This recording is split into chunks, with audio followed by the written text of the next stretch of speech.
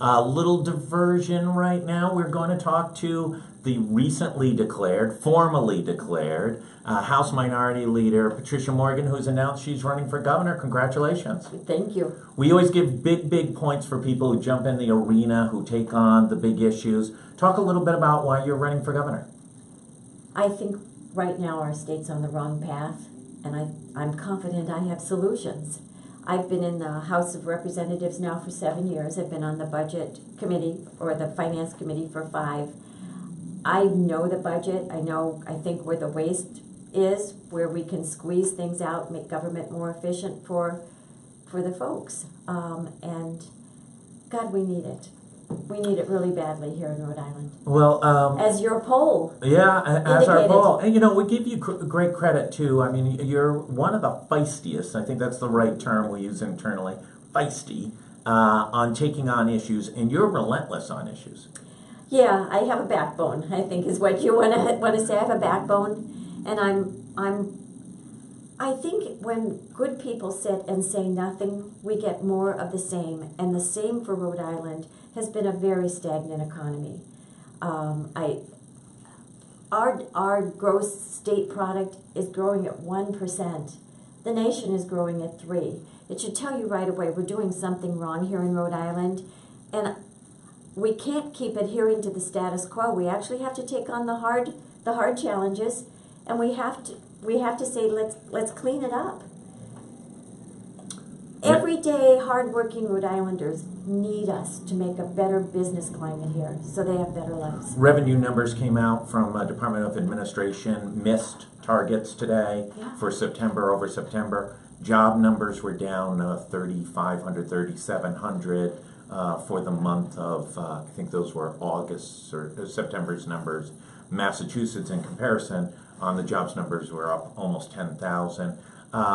And why can't we get into this growth pattern? Is it too much taxation? Is it too much regulation? Is it we don't have the right workforce?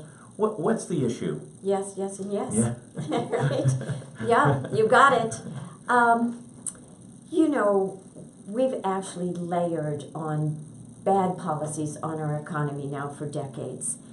And every bad policy, though, has somebody who likes it. Mm-hmm. So when you say, we need to change it, we need to reform, you're going to get pushback from whoever is tied to that policy. We don't have the political will up there in the State House to say what's in the best interests of all Rhode Islanders. We need to start. And that's what I'm going to do. I'm really going to have as my priority what's the best interest for everyone. Not for the insiders, not for the people who have access, but for everyone. So if Governor Raimondo was here, she would say, listen, I've been fighting all these good fights, and I need the legislature as well to get some of these things through. How would your relationship be with Speaker Mattiello, as an example, if you were governor, if he continues on as Speaker? How would you work with him to make sure that some of these reforms take place? Yeah, I've had a bumpy relationship with him when I was fighting tolls. Obviously, he wasn't very happy with me because he wanted the tolls. But we have, I think, a very good working relationship. I'm not going to say we're friends, but we have a good working relationship. Do you go over the cigar bar over No, here I and never have do cigars that. with him? No? But he understands that I bring solutions to the table that are valid and that are real and that will help people. And many of them have actually gotten enacted, not under my name, that's what they do up there, but they do take, for instance, eliminating income tax on Social Security. I actually introduced that bill. It wasn't passed under my name, but it was adopted the next year, and that helps people.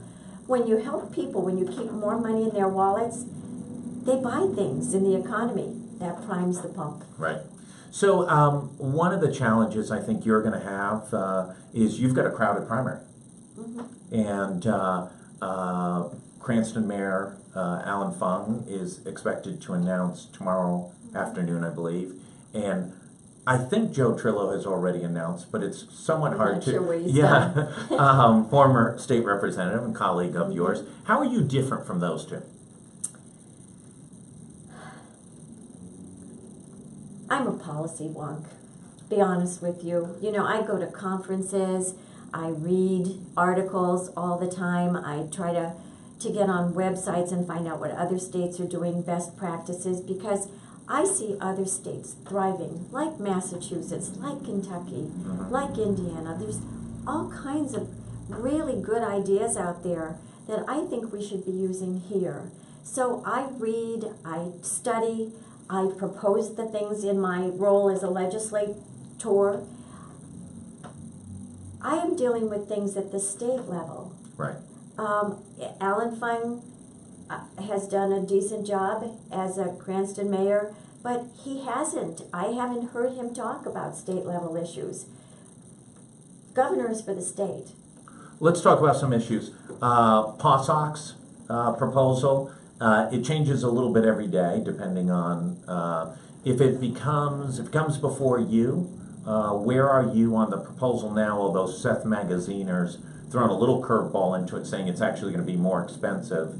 And I think in watching some of the House Finance Committee meetings, exploring it, you and Representative Giarrusso especially have identified some areas in which the cost may not be captured. Long-term maintenance to the facility, as well as what's going to happen with McCoy.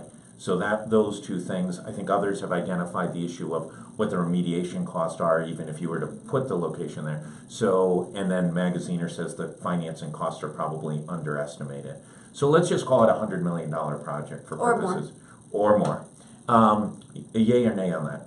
You know, I was against it from the first time that James Skeffington proposed it. It's a private company. It is a business decision that they made.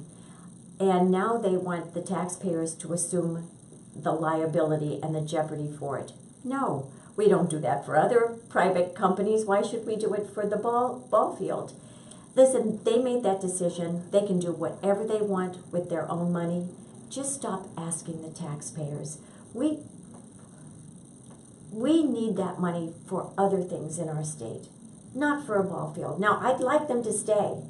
I think they have the wherewithal to take care of this themselves. They certainly don't need the taxpayers to float a mortgage for them. Let's jump over to car tax. Good idea, right plan. Are we on good fiscal footing on that initiative? You know, so I actually, again, I was the person who originally sponsored or put in legislation during our budget debate about the car tax. That's, again, about leaving money in people's wallets. When they have money to spend, they buy. You know, they go to the restaurants, they buy the extra television set or the extra chair or sweater or whatever. So I think we really should eliminate the car tax. Are we doing it the right way? All the money can't come from the state level. We actually have to, again, put policies in place or reform policies that take the pressure off of municipalities. Right now, there's so much pressure that they keep raising our property taxes. That's what the car tax is. It's a property tax. So we have to reform things like disability pensions, like our litigation environment here. That will remove the pressure on municipalities so they don't have to keep looking for more money. Two more. Legalizing marijuana. Yeah. You know, we already have... About as complex an issue as there is. It's very complex. I actually went to Colorado this summer, and I spoke with a young woman out there who's kind of in charge of compiling all of the studies and watching what's happening in Colorado.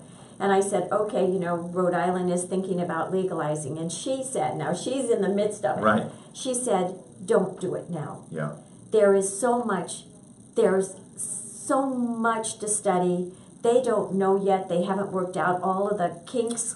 Well, the banking issues are a complex one. There was just a story this morning on the fires out in California, and insurance may not pay off a lot of these major farms that have been lost, and what the implications are to that. Well, it's our defense industry here in Rhode Island. Right.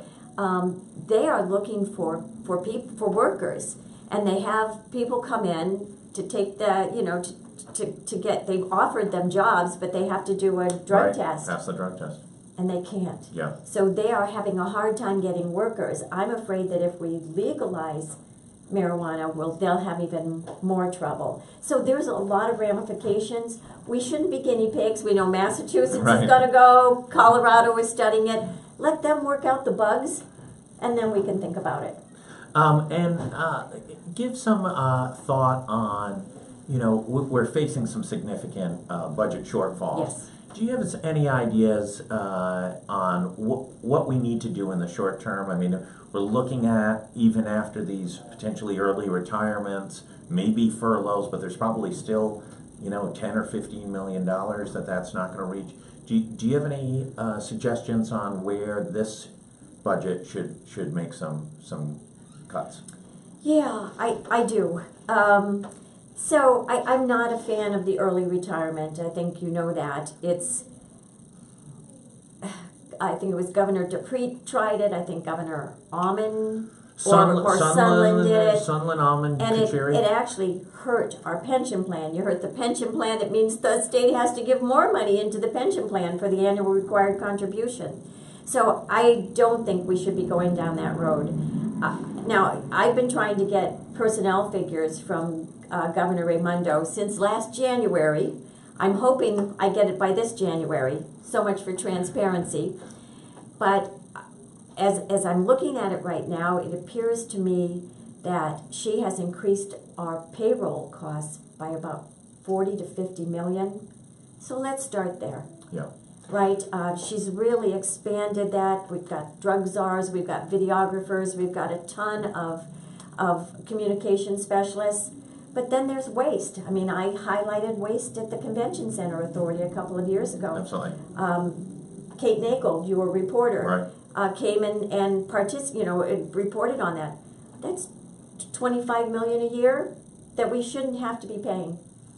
Last thing before we let you go, I know it's been a busy day and we appreciate it, and we'll only talk probably, it's October, the primaries next September. We probably won't talk more than 300 or 400 more times over the next 11 months. And I hope you do. I want everybody to know what I stand for.